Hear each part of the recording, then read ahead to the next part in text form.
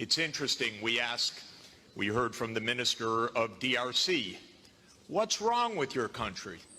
Well, we don't even start by saying the King of Belgium created a slave colony for 30 years. The government of Belgium ran the slave colony for another 40 years. The CIA assassinated your first popular leader, Mr. Lumumba, and then installed another dictatorship for the next 30 years. And then Glencore and others now suck out your cobalt without giving you tax income. We don't reflect on that. We say, what's wrong with you? Why don't you govern properly? And so we have a system, but we need a different system.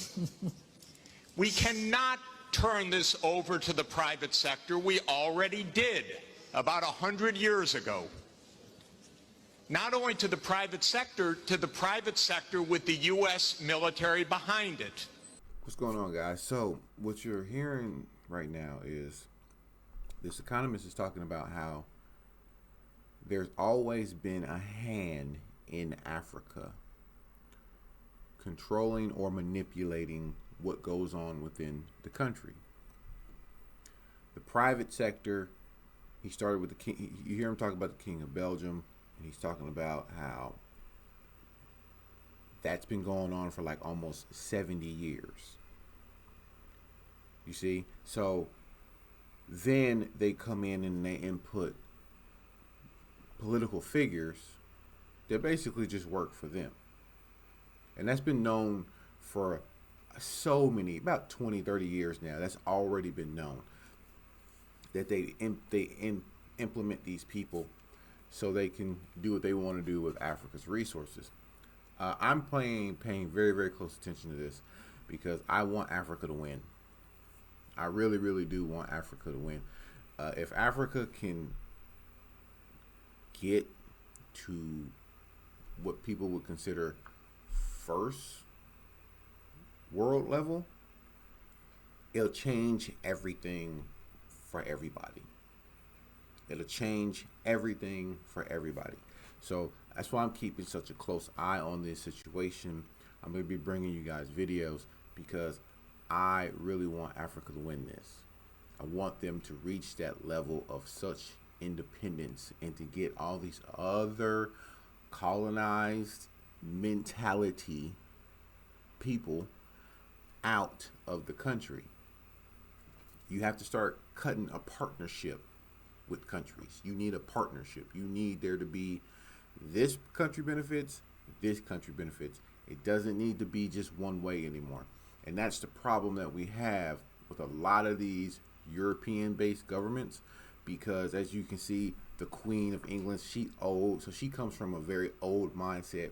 When you start looking at Congress, you start looking at some of the people that's in Congress, that's been in Congress for like 70, 80. There's even a couple that's like 90. That's almost 100 years of a colonial mindset. See, they think that stuff still works, so within their policies, that's how they write it. It's not how it is. So, y'all get back to the video. I just want to, kind of let you guys know that like this is very important. This is very important. Some of y'all saw I asked that video about France, like how do y'all feel about it? Not too many people actually came in, but like I really want us to start having these conversations as the people. Okay, the governments are going to do what the governments do, but we need to start having these conversations as the people. With the defense of these property rights in the Minister of Honduras's country, where United Fruit ran the country for a long time, and their attorney was the foreign minister of the United States, Secretary Dulles, and his brother was the head of the CIA, and overthrew the next door neighbor, Mr. Arbenz, to make sure that United Fruit could have its property. So we have a system, but we need a different system. And the different system has to be based on principles of human dignity in the Universal Declaration, principles of sovereignty, principles of economic rights, because these are not nice things to do In 1948, all the government said that food is a right, social protection is a right, not a nice thing, not a pleasant thing, a right. That was 73 years ago. The SDGs are nothing more than our generation's attempt to honor the Universal Declaration of Human Rights. I come from a country that not only doesn't care about the world's poor, it doesn't even care about its own poor. 1 in 7 Americans is hungry right now, and they don't care. I mean, the poor people care, but one political party, all it cares about is cutting taxes for the rich and filibustering any solution. So we're in a world that's really tough. The private sector is not going to solve this problem. I'm sorry to say to all of the private sector leaders, behave, pay your taxes, follow the rules. That's what you should do.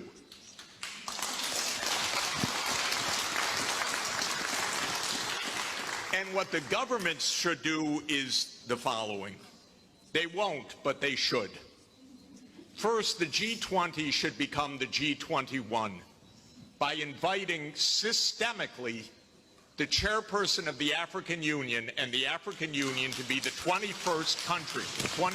The European Union is a member of the G20 as the EU. If you add the AU as the 21st for the G21, you add 1.4 billion people to representation at that crucial event. That will change decisively the discussion because 1.4 billion people are not at the table for finance right now, and they need to be. So my first recommendation is the G21. I love the G20. Add one seat, 1.4 billion people with the AU represented. Second, we need an order of magnitude change of development finance. The rich countries just borrowed $17 trillion for COVID. The poor countries, nothing.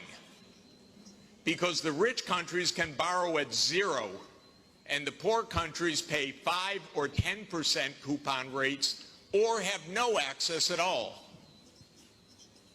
So the world exposed its grotesque inequality this past year and a half. Rich countries didn't say, we tighten our belts, why don't you? My country spent $7 trillion of emergency funding, not one penny for anybody else, by the way. $7 trillion, it didn't even cross the imagination of the U.S. Congress to include a few crumbs for the rest of the world. But the poor countries cannot borrow. That's what we should have heard from the World Bank. I didn't hear that from the World Bank. I didn't hear real numbers. Real numbers are in trillions right now because the world economy is $100 trillion a year. But we don't talk about real numbers. But my job, all I know in this world is long division. Divide by 100 trillion and then see whether you're talking about something real or not. By the way, for COVID vaccines, what we really need is for the United States to sit down with China, with Russia, with the European Union and the UK one day around the table and allocate these vaccines rather than hoarding them. That's all it would take. The final thing is we need the UN as the core and central institution of this world, period. Because this is the only way we're going to have a civilized world is a strong UN. And it cannot be that the whole UN budget is less than my neighborhood's budget in New York. The UN core budget this year is $3 billion. New York City's budget is $100 billion. And then we say, why don't things work well? Because the rich are hoarding everything.